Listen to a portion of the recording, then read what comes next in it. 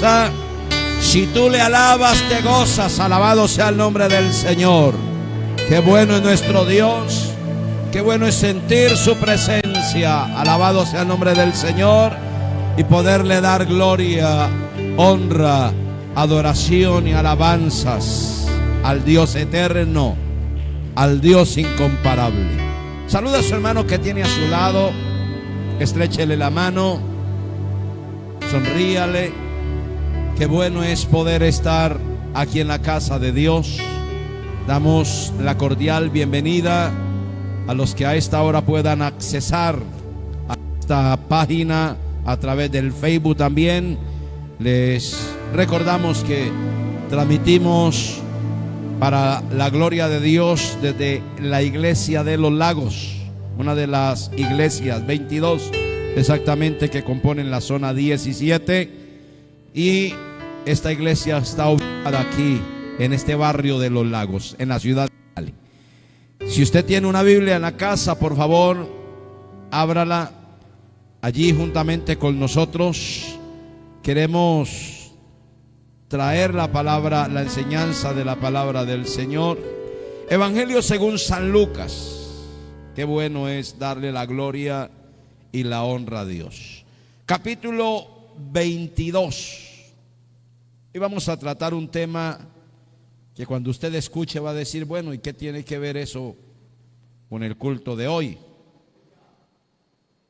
Pero la palabra de Dios, en cualquier momento, cualesquiera sea el tema, guiado por Dios, es bueno.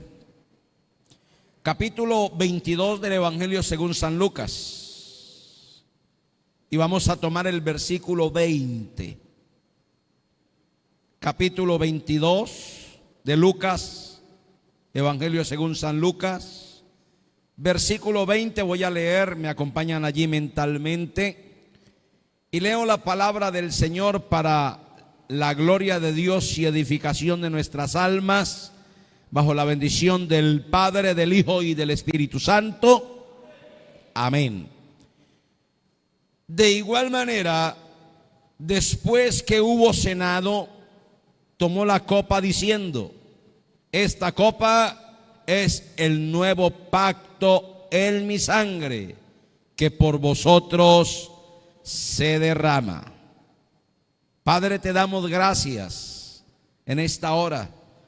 Nos encomendamos en tus preciosas manos, y cual tus discípulos que somos, nos sentamos a tus pies para aprender, como lo hizo María cuando tú estuviste en su casa. Tenía mucha necesidad de ti y por eso se olvidó de brindarte cualesquiera atención. Ella quería era que tú la ministraras, y es la misma actitud nuestra en esta hora. Nos sentamos con esa actitud y con esa disposición.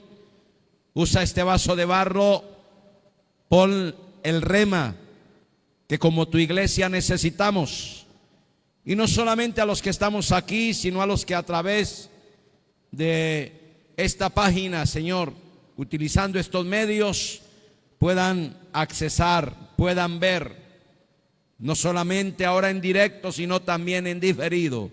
Padre, que seas tú extendiendo tu mano de poder sobre cada cuerpo enfermo, tocándole, sanándole, libertando a los cautivos y oprimidos, salvando a los perdidos, y deshaz toda obra del maligno en contra de tu pueblo, y que todo lo que quiera robar la palabra sea neutralizado en el glorioso, maravilloso y majestuoso nombre de Jesús de Nazaret.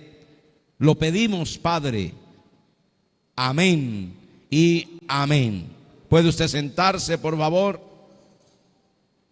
Si ve que cuando estábamos leyendo el texto, usted decía, bueno, usted decía, ¿esto cómo es? Y verdaderamente quiero traer la enseñanza de la palabra bajo el tema el nuevo pacto en su sangre. Algunas veces ¿se ha preguntado qué significan estas palabras de nuestro Señor Jesucristo? No se le olvide el tema, escríbalo: el nuevo pacto en su sangre. La Biblia es bueno cuestionarla, ¿cierto? No cuestionar la Biblia exactamente, sino permitir que la Biblia nos cuestione a nosotros. Sentarnos a leerla no como creyendo que ya sabemos lo que vamos a leer, sino con la expectativa de que las preguntas que surjan yo pueda hacérselas al Espíritu Santo, que es nuestro maestro por excelencia. Vuelvo y le repito, ¿alguna vez se ha preguntado qué significan estas palabras de Jesús? Palabras que encontramos en este versículo 20 de Lucas 22. Esta copa es el nuevo pacto en mi sangre. Es lo que dice, ¿cierto? Es lo que llama la atención, digámoslo, que es el corazón de ese versículo. Esta copa es el nuevo pacto en mi sangre. Nos hemos preguntado qué quieren decir estas palabras.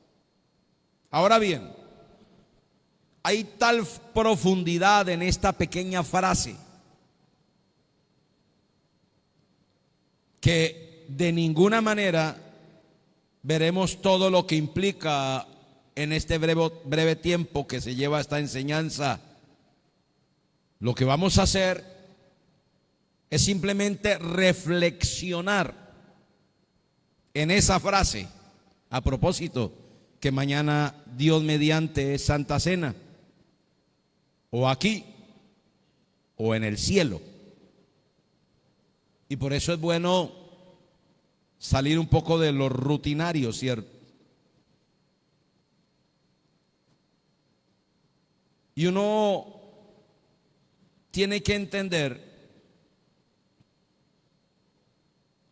la forma en que lo haremos, o sea, cómo reflexionamos en esta palabra. Es por lo menos para esta enseñanza respondiendo 4 preguntas simples. Primero, ¿qué es un pacto? Segunda pregunta, ¿qué era el antiguo pacto?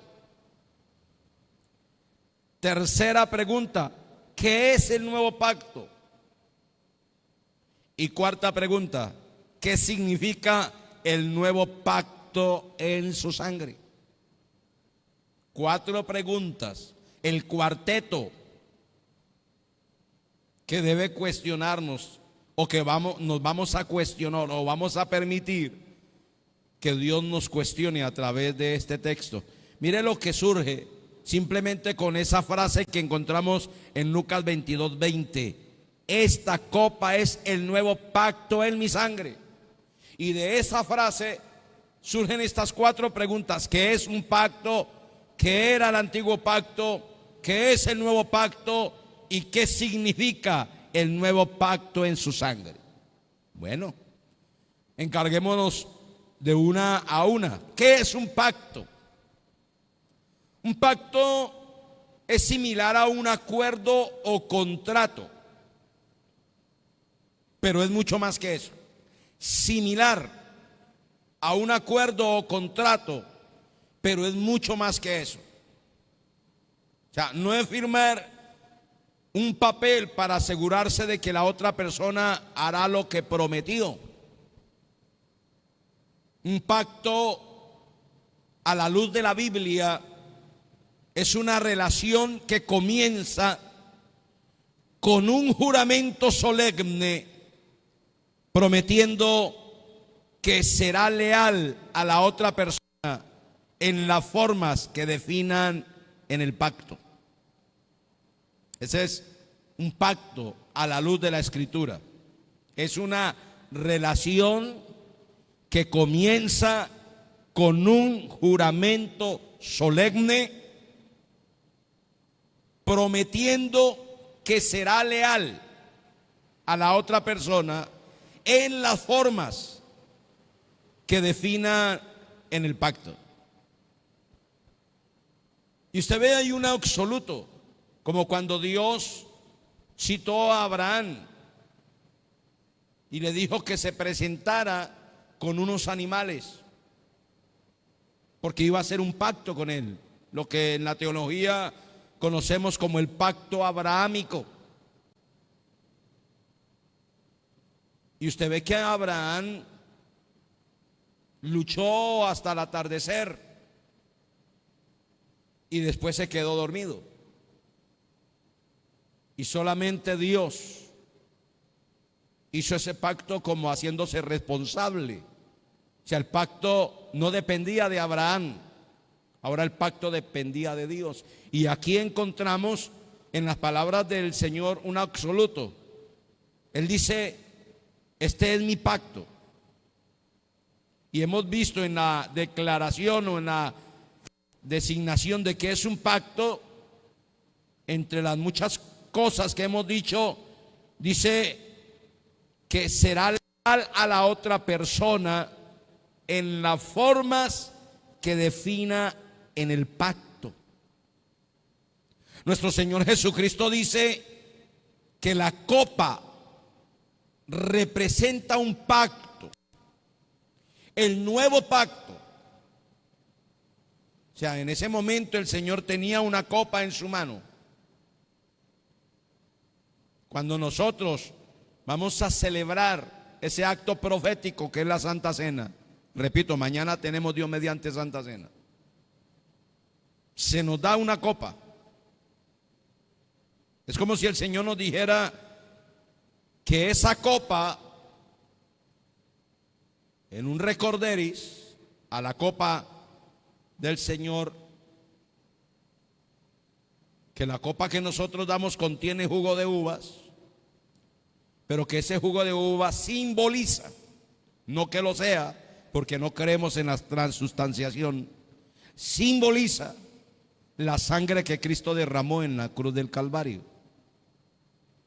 Por eso no podemos en una Santa Cena darle un poquitico al niño, a mi hijo, al bebé, así. No podemos, no debemos.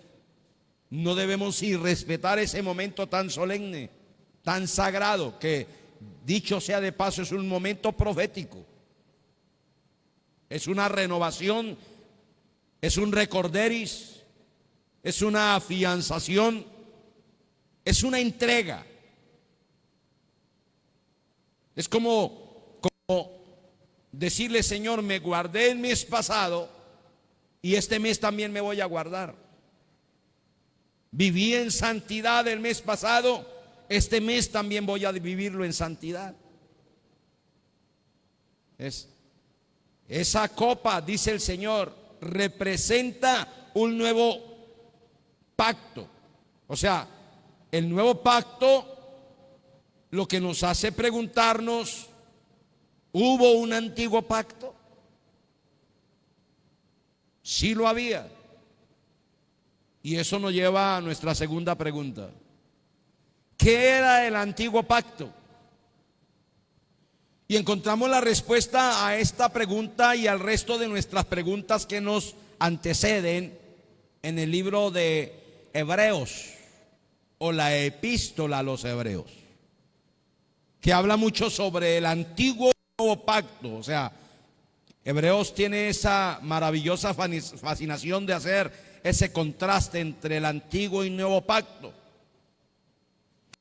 Por ejemplo, en Hebreos capítulo 9, en el versículo 18, leemos que el primer pacto, o sea, el pacto antiguo, fue instituido con sangre.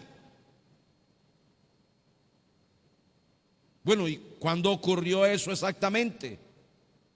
El versículo 19 dice que ocurrió habiendo anunciado Moisés todos los mandamientos de la ley a todo el pueblo. O sea, Moisés lee el contenido de la ley,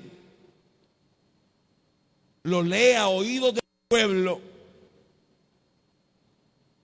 Entonces, el antiguo pacto se refiere al pacto mosaico, como se conoce también. También conocido como la ley, que incluye, resumido, los 10 mandamientos, que con sus derivaciones son un promedio de 613.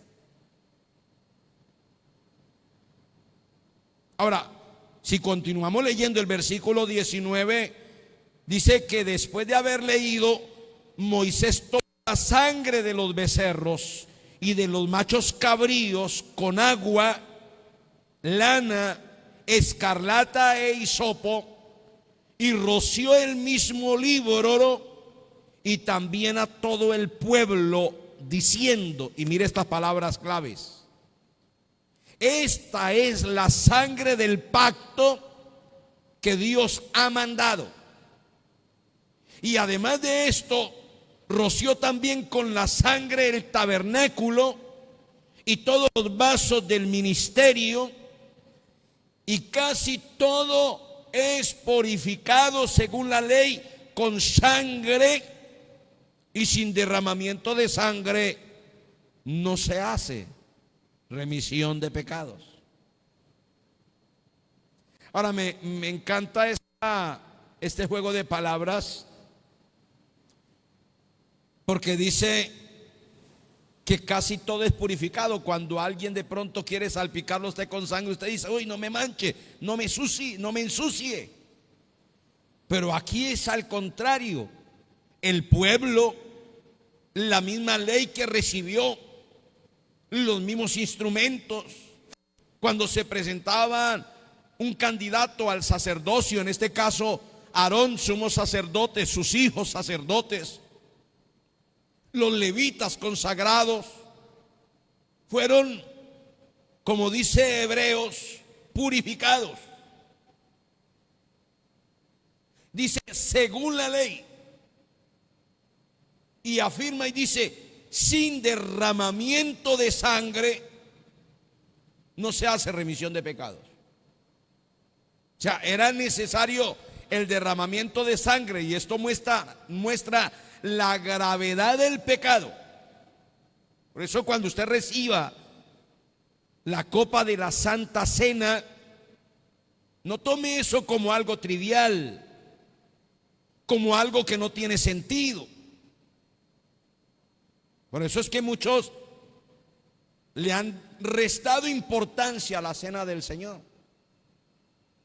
Y dice: hoy no la tomo, o tengo que irme a tal lado, o no puedo ir hoy porque tengo que hacer esto, sabiendo nosotros que el primer domingo de cada mes no solamente tenemos ayuno, sino que tenemos Santa Cena.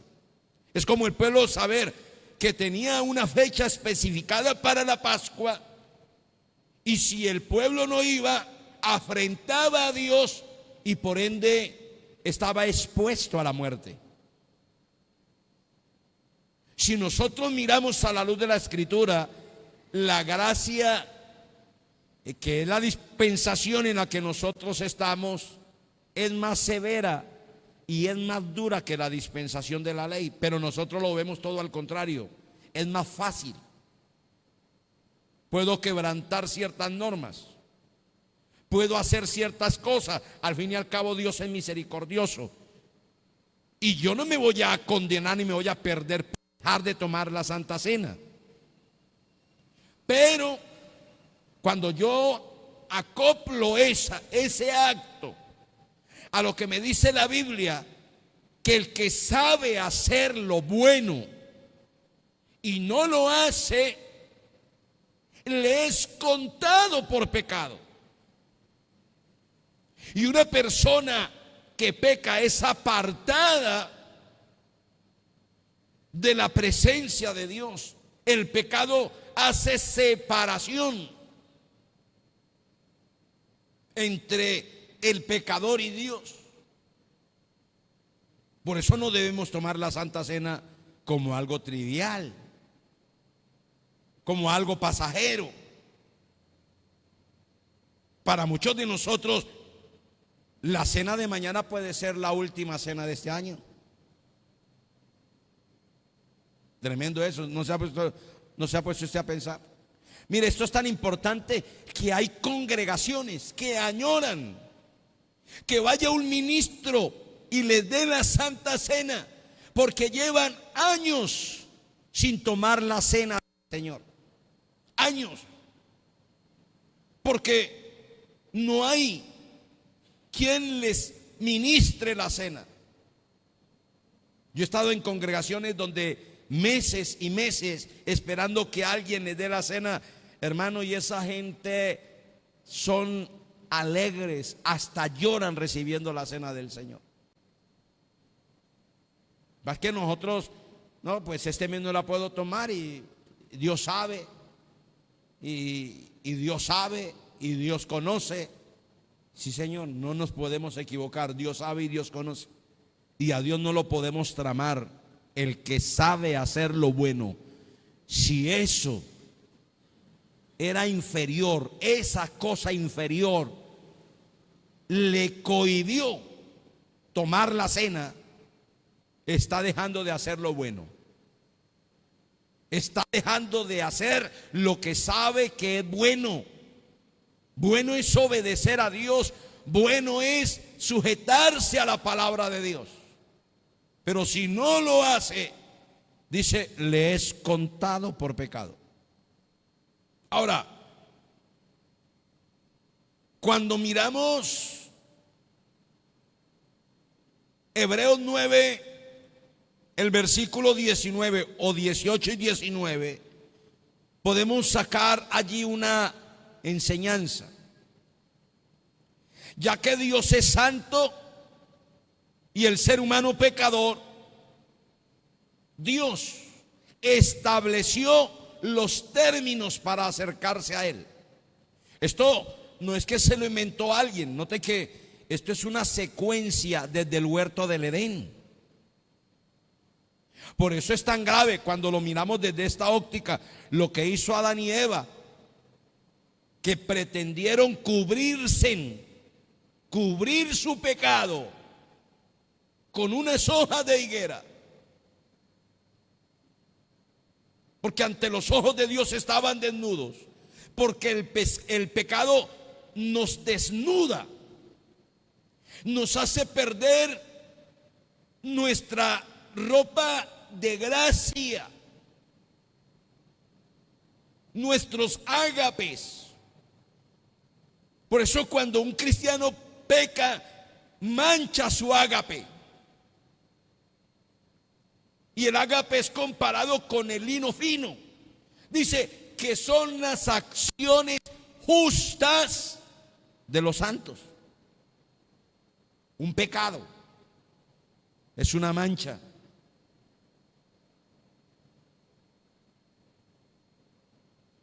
Y si esa mancha persiste, si esa mancha no es quitada, así sea una pequeña salpicadura en nuestro ágape, si esa mancha no es quitada, esa mancha nos inhabilita para estar en la presencia de Dios. Por eso es que Juan dice, hijitos, y si alguno hubiese pecado, abogado tenemos para con el Padre, a Jesucristo el justo, y su sangre nos limpia de todo pecado. Pero todo pecado debe ser confesado con una actitud de arrepentimiento, de dolor, porque pequé contra Dios, porque manché mi ágape, mi vestidura. Y cuando es un arrepentimiento genuino, se cumple lo que dice Juan: la sangre de Cristo nos limpia de todo pecado. El pecado en la Biblia es representado por colores fuertes. Colores que cuando tocan algo blanco lo echan a perder de una vez. Isaías dice: si vuestros pecados fueren como la grana, Como la nieve serán emblanquecidos, y si fueren rojos como el carmesí.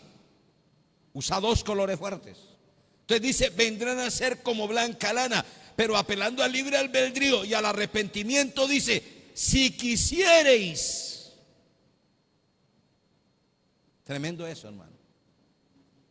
Tremendo. Mire, una persona puede pecar y no ha visto nada. Yo me quedo asombrado en la criminalística. Me gusta ver muchos documentales. Cuando hay esos asesinatos, van, investigan y la gente pueden lavar el carro, pueden lavar lo que sean. Los investigadores tienen un líquido que simplemente rocean donde sea, utilizan una luz y ahí aparece la mancha de sangre. Pueden haber lavado con lejía, echarle jabón, echarle límpido, pero la sangre tiene una característica: no se borra del todo.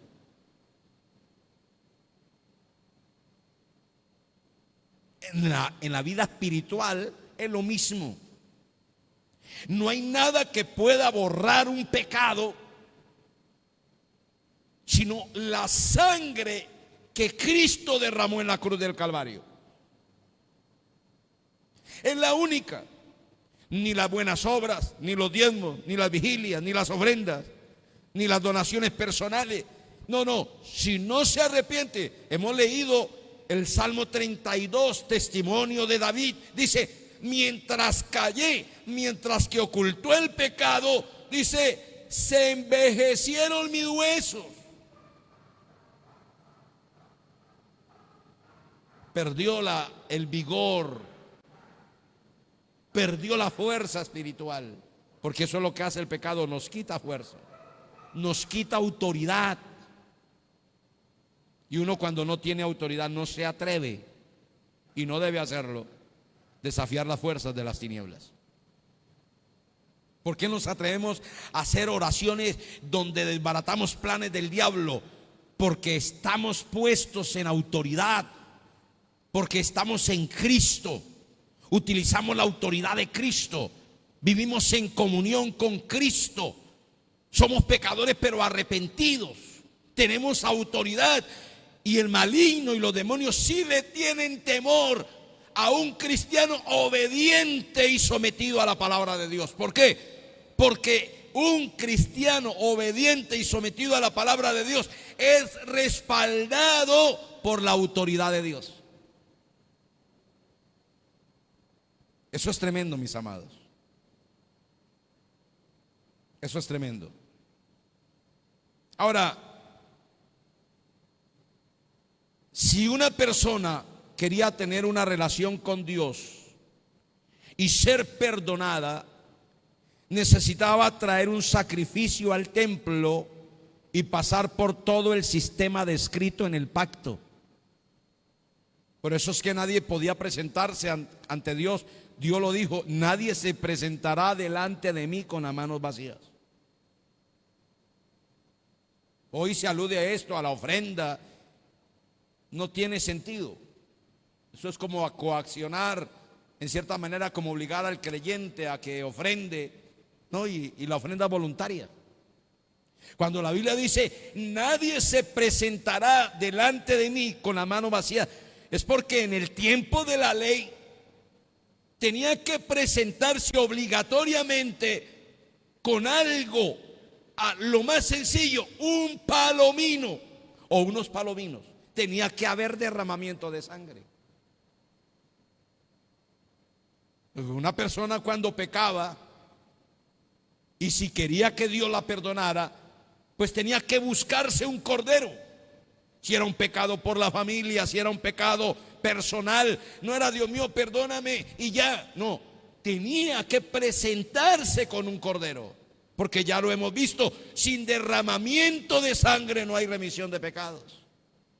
Entonces tenía que presentarse. El sacerdote tomaba el cordero, lo colocaba en el altar, y no es que la persona y dejaba ahí el cordero y se iba. No, tenías que estar en la ceremonia, porque era el cordero que lo representaba a él.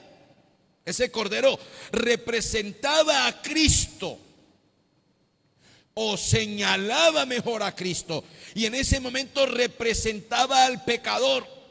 Cuando el sacerdote iba a sacrificar el cordero, por eso era que no podía escogerlo al azar,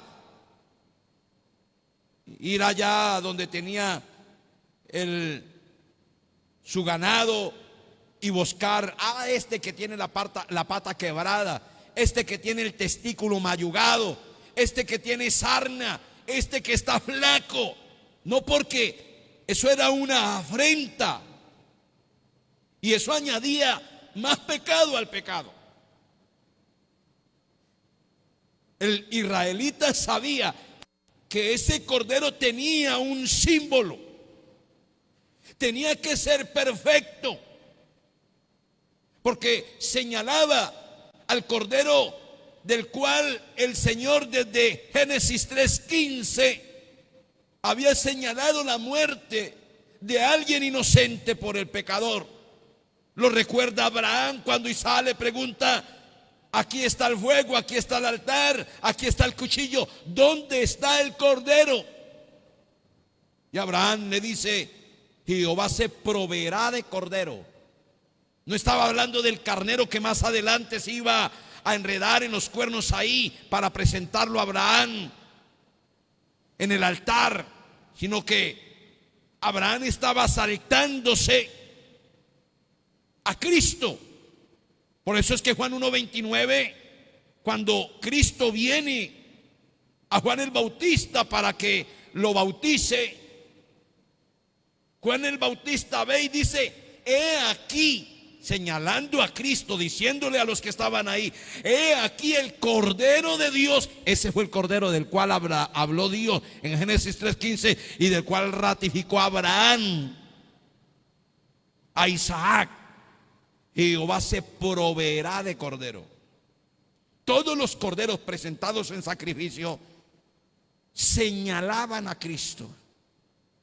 Por eso tenía que ser perfecto. No podía ser cualquier cordero, tenía que ser perfecto. O sea que le tenían que poner seriedad a eso, mis amados.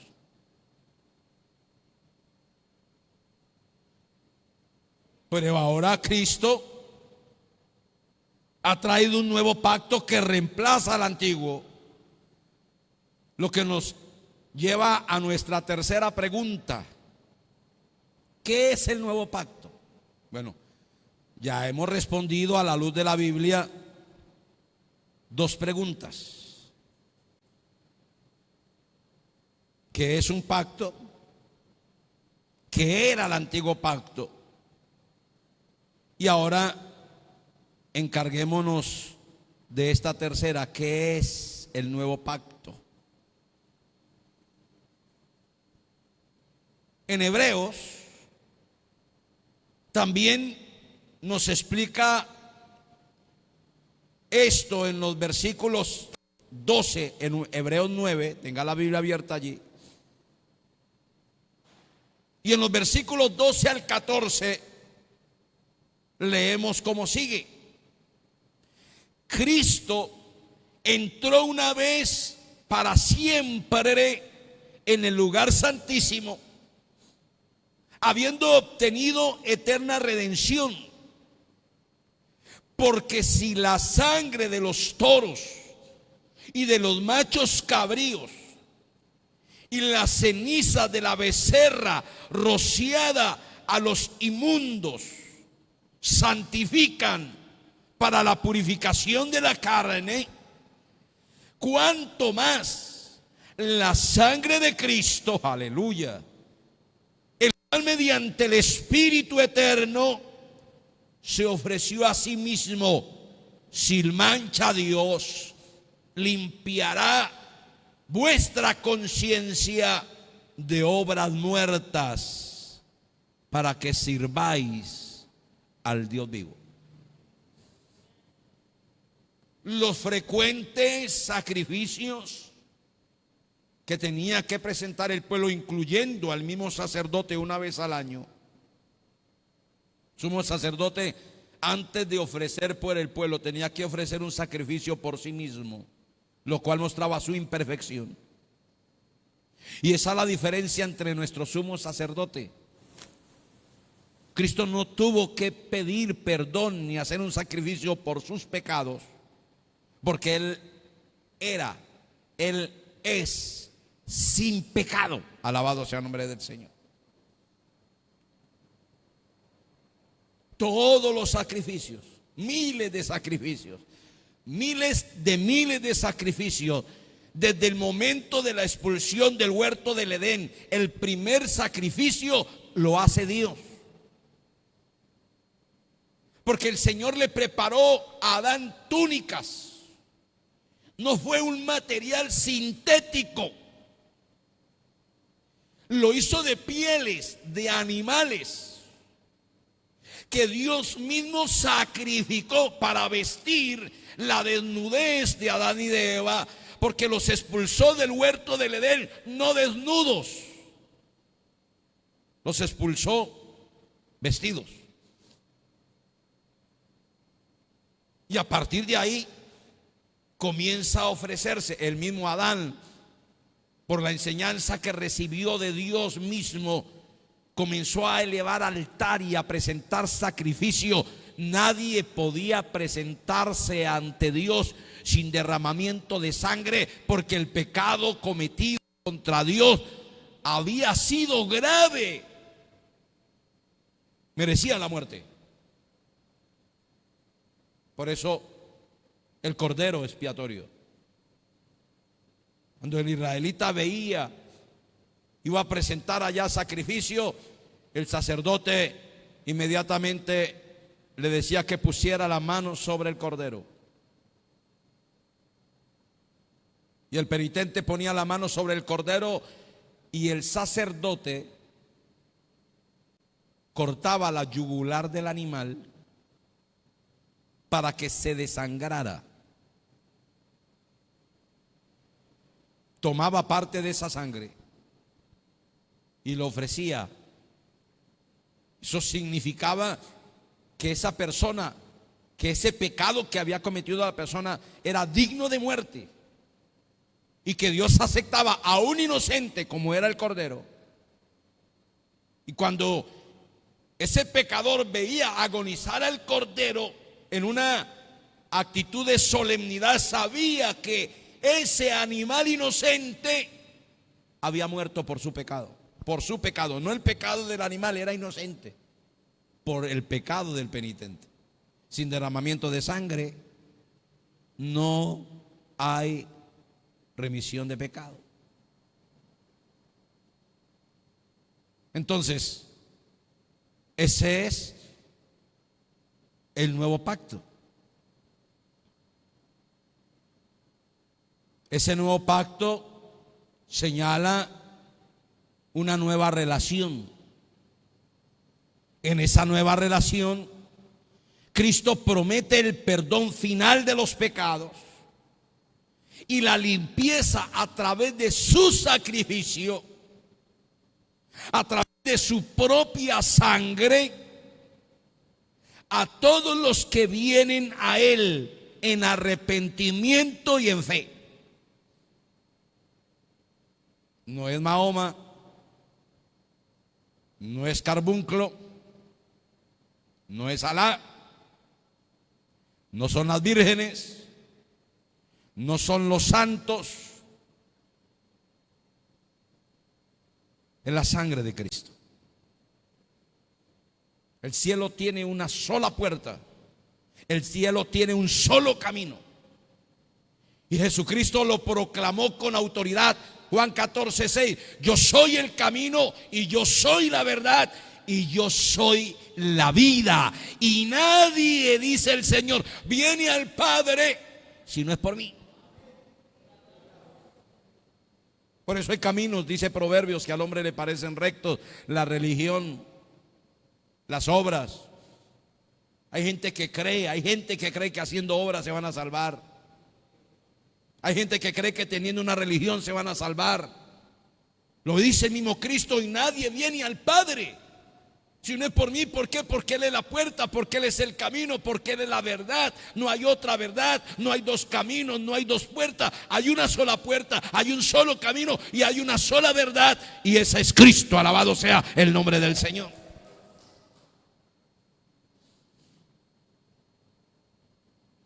Entonces,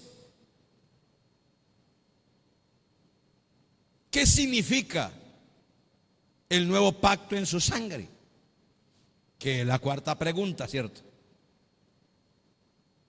La cuarta pregunta dice, ¿qué significa el nuevo pacto en su sangre? Escuche esto, mis amados. Esta frase que Cristo utiliza cuando Él dice, esta copa es el nuevo pacto en mi sangre.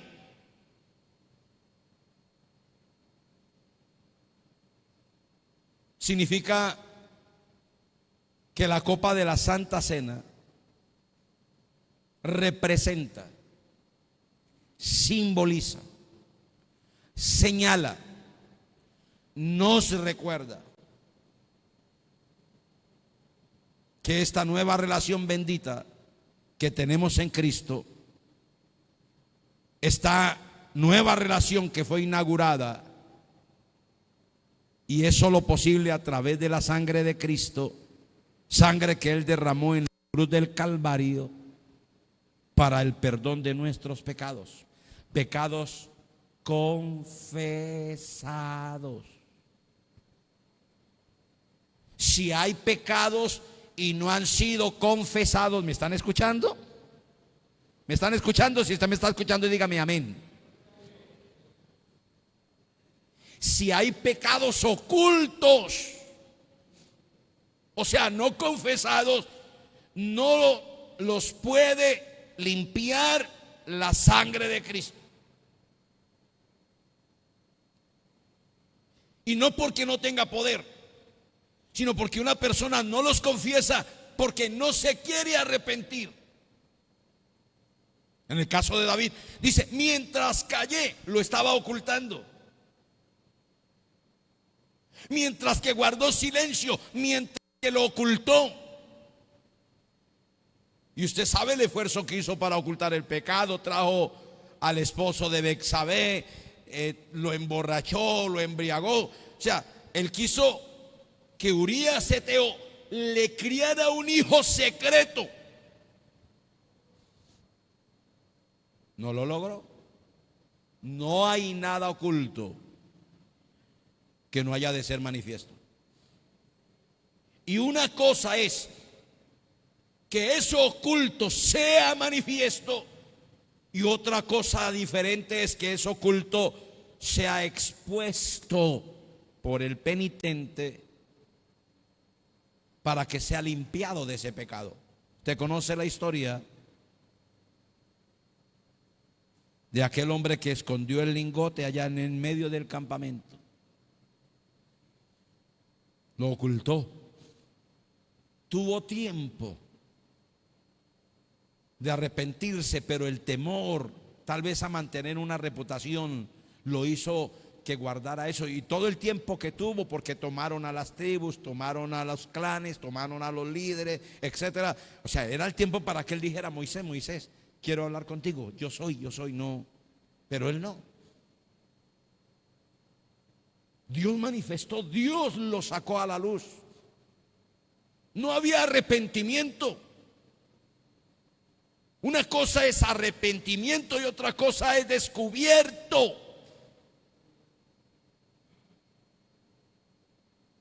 Dios descubrió el pecado. Y por eso Acán murió.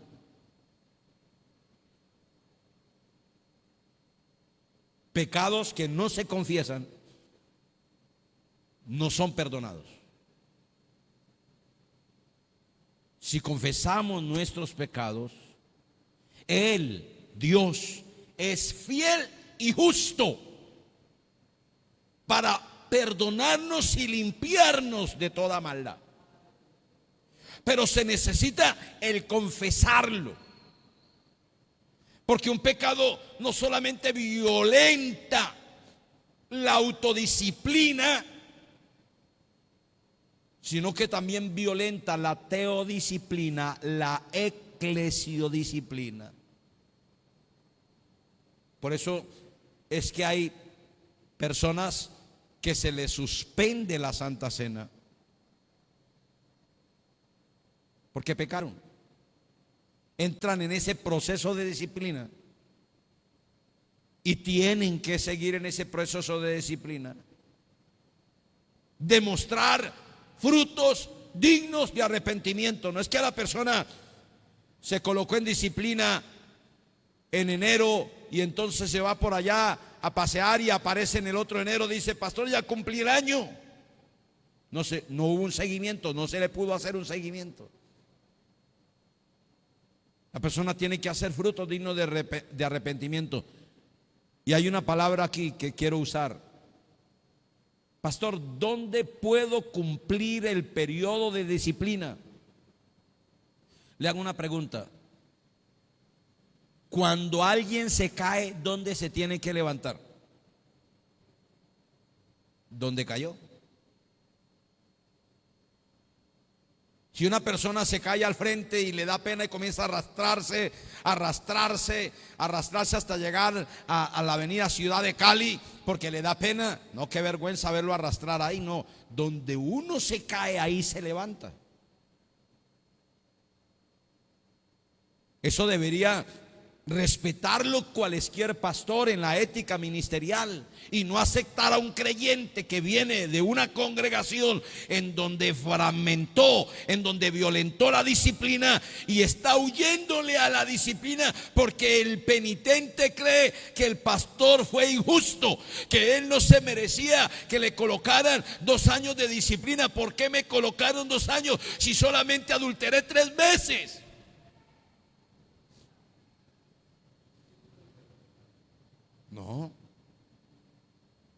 No es el que cae en el pecado el que dice cuánto tiempo. El que cae en el pecado, si está arrepentido, acepta la disciplina que le coloquen. Y ahí donde cayó, en esa congregación, la congregación que lo vio caer es la congregación que lo tiene que verse levantar. Alabado sea el nombre del Señor.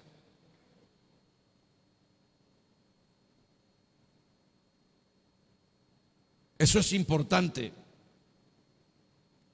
Entonces, ¿qué significa esto en la práctica para nosotros que disfrutamos de esta relación al poner nuestra fe en Cristo?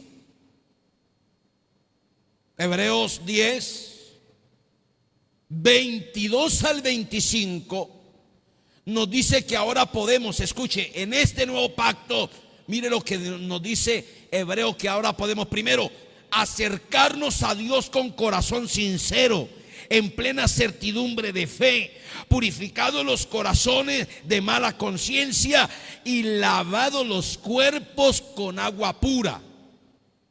En segundo lugar, dice Hebreos 10, 22 al 25, mantener firme sin fluctuar la profesión de nuestra esperanza, porque fiel es el que lo prometió. Y en tercer lugar nos enseña Hebreos 10, 22 al 25, y considerémonos y considerarnos unos a otros para estimularnos al amor y a las buenas obras, no dejando de congregarnos como algunos tienen por costumbre, sino exhortándonos, y tanto más cuando veis que aquel día se acerca. Subraya esta palabra: no dejar de congregarnos, porque ahí es donde está la clave. Les decía anteriormente, ¿dónde se tiene que levantar el que se cae? Donde se cayó. ¿Qué es lo que está diciendo aquí Hebreos? Una persona, un creyente, estaba congregándose en tal iglesia, en tal denominación, violentó la disciplina, cayó en pecado. Si verdaderamente está arrepentido, va a aceptar sin chistar, bajando la cabeza, en señal de humildad, sin tratar de excusar el pecado, sin tratar de echarle la culpa a los demás. Y va a estarse ahí, porque cuando dice Hebreo, no dejando de congregarnos, está hablando y señalando a una persona que tiene que levantarse en la iglesia donde cayó en disciplina. Alabado sea el nombre del Señor. Pero hoy, como la ética ministerial está tan vulnerada por los mismos pastores, alguien cae en disciplina por allá y puede ser un músico excelente. Pastor sabe la gravedad y le dice: bueno, usted entra 2 años de disciplina. Va donde otro pastor y dice, le cuenta el caso a su manera, a su acomodo.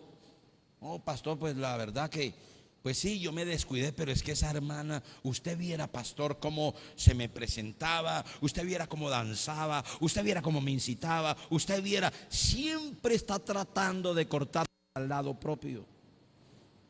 Entonces el pastor dice: ah, no, pero ¿y cuánto le colocan? No, 2 años. No, 2 años no. Venga, y pues si en mi caso fuera, los más diplomáticos, si en mi caso fuera, yo fuera su pastor, 3 meses. Lógico, le endulza el oído.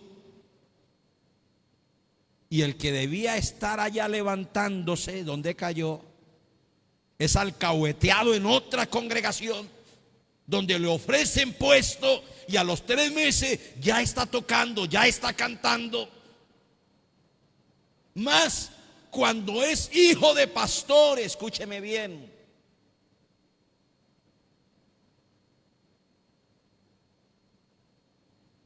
Es duro. Y no quisiera estar en un papel de un pastor que su hijo caiga. Pero el pastor debe ser conciso con la disciplina aplicada. Así como le colocó a un músico 2 años, también tiene que hablar con su hijo, sentarlo y decirle: hijo, esto es grave. Y más, porque usted es hijo de pastor. La lucha ahora del padre pastor es restaurar a su hijo.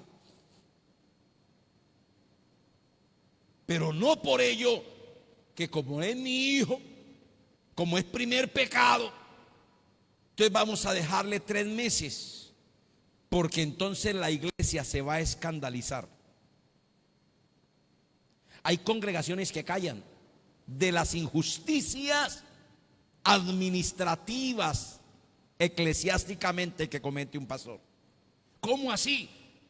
A mi hijo, a mi hija le puso 2 años, ni siquiera la nombra, ni siquiera puede hacer una oración en una cadena de oración. Ah, pero el hijo, la hija cayó en fornicación, y solamente 6 meses, 4 meses, 3 meses. Tremendo. Tremendo. Y sería bueno que la congregación reuniera al pastor. Es el pastor de la iglesia, no es el dueño de la iglesia. Yo soy pastor de esta iglesia, pero no soy dueño de esta iglesia. Yo soy el pastor suyo, pero no soy dueño de ustedes. Pastor, venga. Lo que pasa es que estamos viendo que cómo es que su hijo, el caso es sonado. Usted puede tener mucha, mire, usted puede tener mucha gracia con el hijo del pastor, lo puede querer mucho. Pecado es pecado. No se puede alcahuetear el pecado. Venga de donde venga y sea de quien sea. Hay una norma, hay una disciplina, hay que ponerla en práctica. Pastor, no nos parece. Me parece una injusticia que usted haya hecho esto y esto. ¿Y por qué su hijo 3 meses y eso que no lo veíamos aquí en culto? Por ahí lo veíamos y de pronto salía y ya usted le levantó la disciplina. No nos parece, pastor.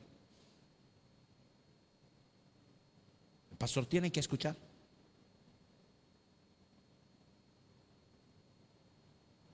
Es una persona, sea donde sea, una persona cayó en una congregación, esa persona tiene que levantarse. Escúcheme bien esa palabra, porque es que no gusta, pero es la verdad. Esa palabra tiene. No nos gusta, pero es la verdad. Donde cae un creyente se tiene que levantar. Y uno de pastor tiene que ayudar a que ese pastor, a que ese hermano en la fe, ese compañero de ministerio pueda seguir adelante. Pero si yo no tomo en serio el ministerio de él y me voy a mostrar más misericordioso y voy a sabotearle lo que él quiere llevar en orden, me falta ética ministerial. Una palabra muy bonita, pero hoy en día muy mal vivida. Por eso le repito esas tres cosas rápidamente que nos enseña Hebreos 10, 22 al 25, que nosotros ahora podemos y debemos. Primera, acercarnos a Dios con corazón sincero, en plena certidumbre de fe, purificados los corazones de mala conciencia y lavados los cuerpos con agua pura. Segundo, mantener firme sin fluctuar la profesión de nuestra esperanza, porque fiel es el que lo prometió, dice el versículo 23. Y en tercer lugar, considerémonos unos a otros para estimularnos al amor y a las buenas obras, no dejando de congregarnos como algunos tienen por costumbre, sino exhortándonos, y tanto más cuando veis que aquel día se acerca. Por eso, mis amados, y para usted que de pronto me está viendo, escuchando, que no se ha arrepentido de sus pecados y por lo tanto todavía es un enemigo de Dios, porque una persona no arrepentida es un enemigo de Dios. Esto significa que existe un camino para que pueda reconciliarse con Dios. Ese camino es Jesucristo. Cristo abrió ese camino a través de su bendito e indefinidamente costoso sacrificio. Así que no siga pecando deliberadamente, es el consejo, después de haber recibido el conocimiento de la verdad. No pisotee la sangre santa del pacto. Alabado sea el nombre del Señor. Arrepiéntase y ponga su fe en el único camino, en la única verdad y en la única vida, y disfrute del perdón que Cristo proveyó para usted a sus propias expensas. Si hay pecado, ofensa hacia Dios, abogado tenemos para con el Padre, a Jesucristo el justo, limpia de toda maldad. Padre, te damos gracias en el nombre de Jesús por esta tu palabra, que no retornará a ti vacía. Esta palabra que hoy nos recuerda lo valioso del pacto, Señor. Que ese pacto fue sangriento. Y no fue la sangre de cualesquier cordero. No, fue la sangre del Cordero de Dios que quita el pecado del mundo. Sangre que Él derramó, su propia sangre. Sangre que nos da la paz, sangre que nos purifica, sangre que nos redime. Preciosa sangre, la sangre de Jesús. Si hay pecados ocultos, no nos des descanso. Acósanos a través de la conciencia. No nos des tranquilidad, Señor. No podemos estar tranquilos como no lo estuvo Acán, sabiendo que había anatema oculto, que había violentado las normas de Dios, que había zozobrado al pueblo entero. Ayúdanos a entender, Señor,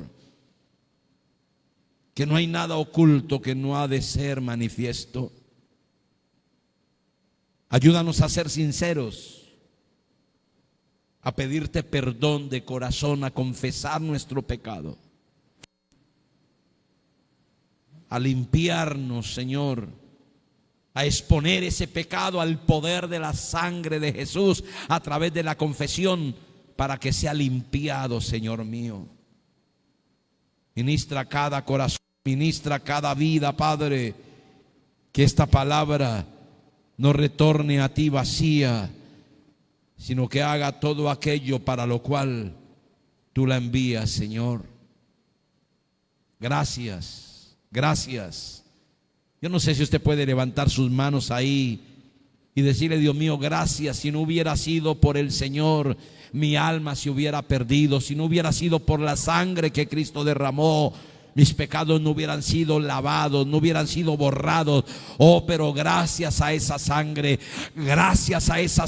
preciosa que me purifica, que me santifica, sangre que me redime, la preciosa sangre que Cristo derramó en la cruz del Calvario. Gracias, Señor. Dele un aplauso fuerte, mi amado hermano, a la palabra de Dios y al Dios de la palabra. A su nombre sea la gloria. Qué bueno es nuestro Dios. Vamos a orar por hemos aprendido a honrar a Dios, Padre, y afrontar como misión uno de los retos más grandes: avanzar mientras el día dura. Y en este 2023 llega para todos el siguiente lema: